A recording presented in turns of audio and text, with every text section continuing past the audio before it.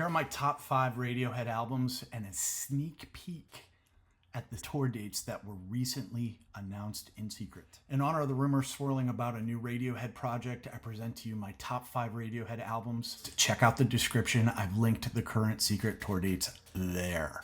Now, I realize there's no way to win with the Radiohead fan base, and I know I'll get accosted no matter how I rank these, but hey, this is part of the fun, right? So here we go. Number 5, Amnesiac.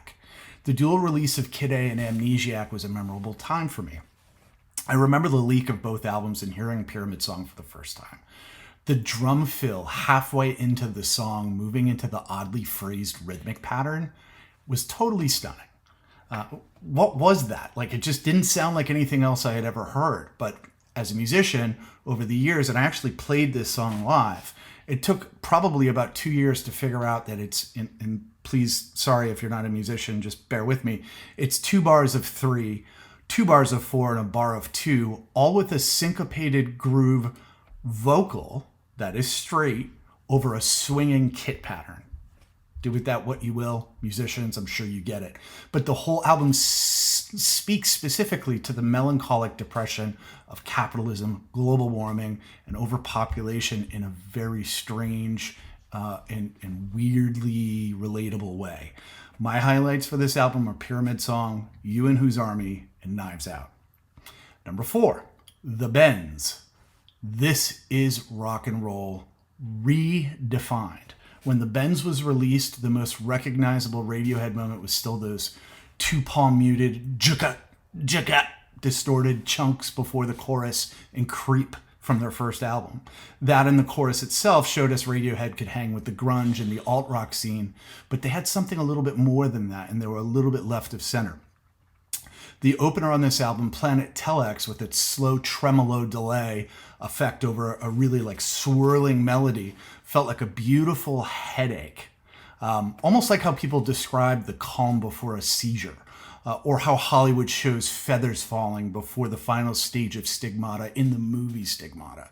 Imagine those feathers weighing about 50 pounds apiece, and you're lying on the ground and they're falling on you. That's the chorus of Planet Telex and the feel of the whole record.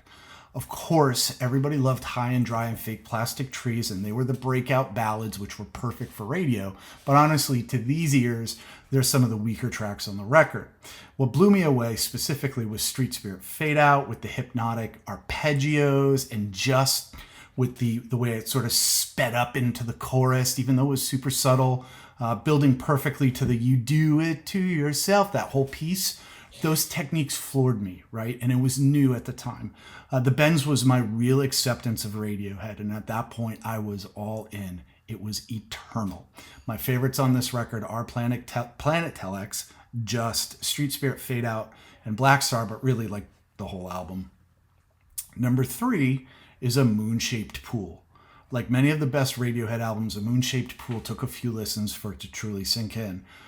Burn the Witch opens with almost a satanic panic vibe of the 80s, invoking anxiety and imagery of the Salem witch trials, but it's a fake out, because from there the underwater feeling piano lines of songs like Daydreaming and the Kelly Joe Phelps-esque style guitar tones and sound and playing of Desert Island Disc guide us into an incredibly mature and ethereal songwriting style. The quietness of these tracks pull you in.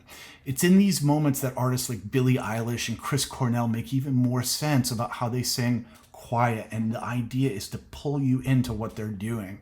The soft vocals and carefully crafted tones show a whole new level of maturity on this record. Years later, and I listened to it today even, I'm still discovering new ear candy with every listen. One of my favorite moments is in the intro to Full Stop, where it's slowly building, and it sounds to me like there's 2 separate mixes running. One is the normalized mix, and another one is one that's growing slowly on top of the mix and then panning across the stereo field. Never heard anything like that either. It's genius. The highlights on this record for me, Full Stop, Burn the Witch, and True Love Waits, which if you've seen them live, it is a classic song that they've been playing for years, and they've finally done a fantastic studio version of it as well. Number 2 is Kid A. It's Kid A.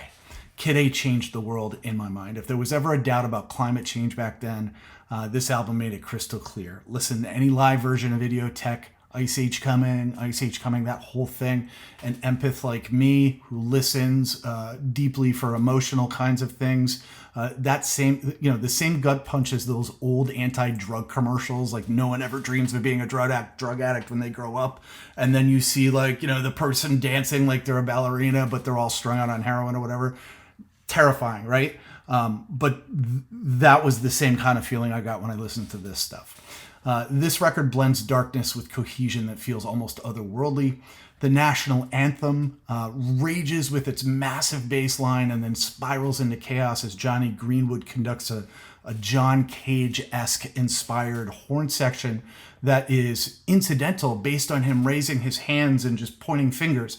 There's no actual note arrangement. It's terrifying, it's postmodern, and it's brilliant. This particular album changed how I thought about music and cut through the dull haze of that 90s rock stuff that I had been left with. So I'm thankful for that, right? My favorites on the album are the national anthem, Idiotech, and this version of Morning Bell, because there's also a version of Morning Bell on Amnesiac, and specifically How to Disappear Completely, which to me is their best ballad of all time. And number one, whatever you're thinking, if it's not what I'm going to say it is, you're wrong. And the answer is OK Computer. Let me also say again, you are wrong. Not only is this Radiohead's best album, it's one of the top 3 albums of the millennium, in my opinion, alongside Tool's Anima and Bjork's Homogenic. We'll talk about that another time. Every single track is a masterpiece. The counterpoint in the second half of Paranoid Android, the deep atmospherics of Subterranean Homesick Alien, dreaming of escape to a better world in an alien spaceship, the heavy but flowing drum groove of Airbag, and the metaphor for near-death experience teaching us how to live in the present moment, blew my doors in. This record does not quit until the final notes of The Tourist. I've come back to it again and again and again. And when I say the final notes of the Tourist, it's literally a triangle ping to take us out of the record. What a perfect way to end the perfect record. Favorite songs on this album? Every single one. Pause for dramatic effect. Okay, now it's your turn. Beat me up. Go ahead. Tell me how wrong I am, or God forbid, how right I am. I'm thrilled to see tour dates popping up. They are secret tour dates, but I'm sharing them with you now, and it's an exclusive, whatever. And I'm hoping for a U.S. announcement soon, and I'm hoping that I get to see them come to either the Northeast or the East Coast. I'm looking forward to debating with y'all hard on what the best records are. I know I left a bunch out, but I look forward to it. So cheers. And I look forward to hearing your response. Peace.